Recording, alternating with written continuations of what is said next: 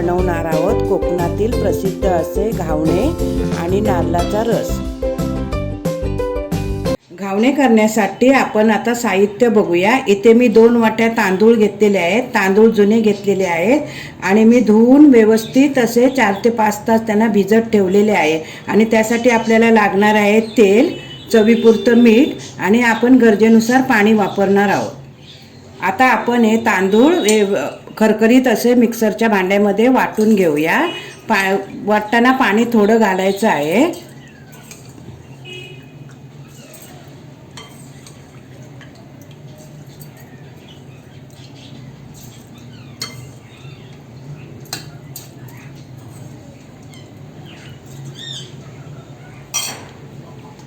हे बघा, पाणी जास्त नाही पहिलं घालायचं आहे। आपण तांदूळ वाटतील ना एवढंच पाणी घालायचं आहे आणि आपण थोडंसं खरखरीत असं वाटून घेऊया। आता आपलं हे वाटून झालेलं आहे। आता आपण हे मिश्रण एका भांड्यामध्ये ओतून घेऊया।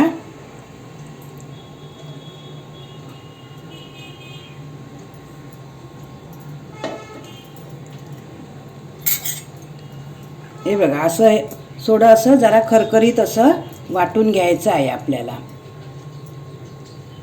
आता आपण थोडं थोडं पाणी टाकून हे थोडं असं पातळ करून घेऊया।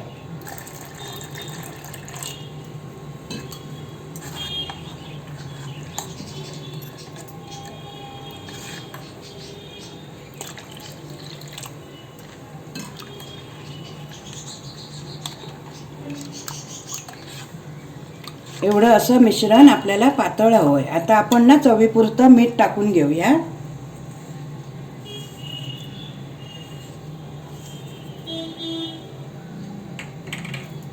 आणि व्यवस्थित असं ढवळून घेऊया।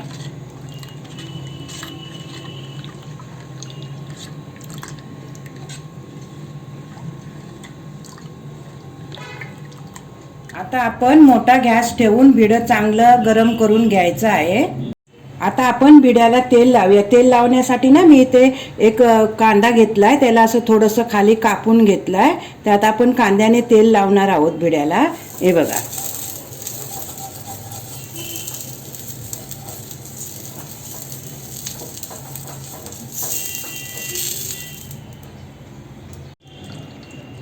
घावण्याचं पीठ आपण असं ढवळून घ्यायचं आहे।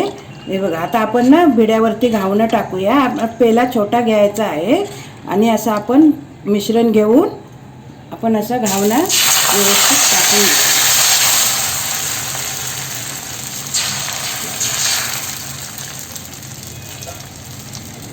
आणि झाकण ठेवल्यानंतर आपण गॅस स्लो करून ठेवायचा आहे। आता आपण झाकण उघडून बघूया।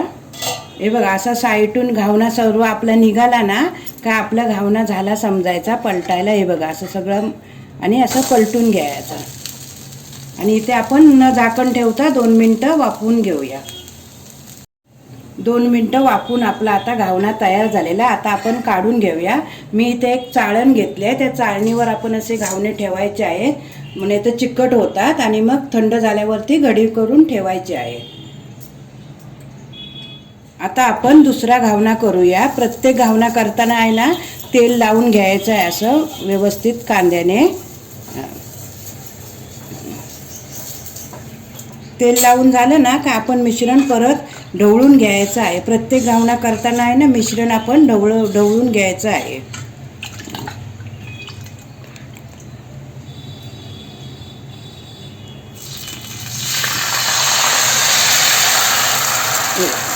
घावणा टाकल्यानंतर झाकण ठेवून आपण गॅस स्लो करायचा आहे।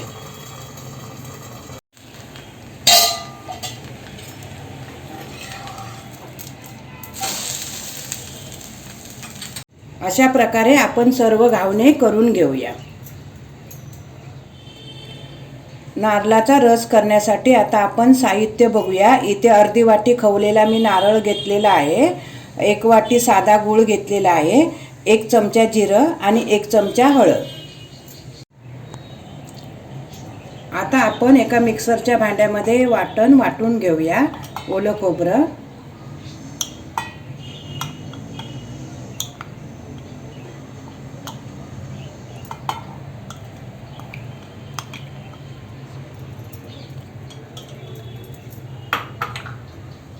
हळद,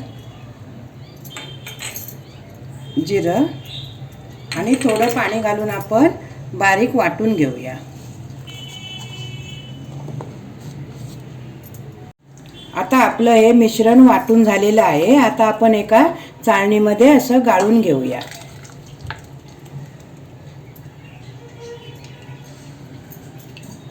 आता आपण यात थोडं पाणी टाकून घेऊया.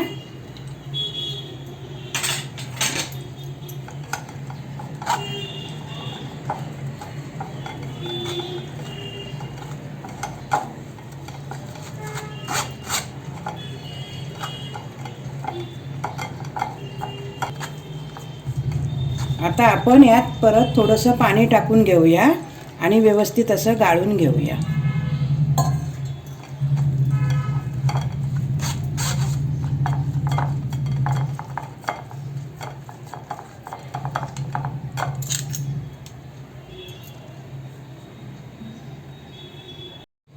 आता आपण यात गूळ टाकून घेऊया.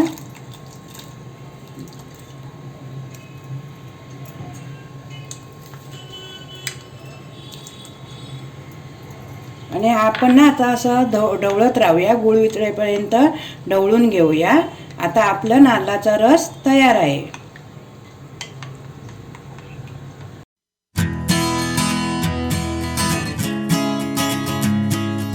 अशाच नवनवीन रेसिपीसाठी स्वादभोजन स्मिताला सबस्क्राईब करा आणि नोटिफिकेशनसाठी बेल आयकॉन दाबायला विसरू नका.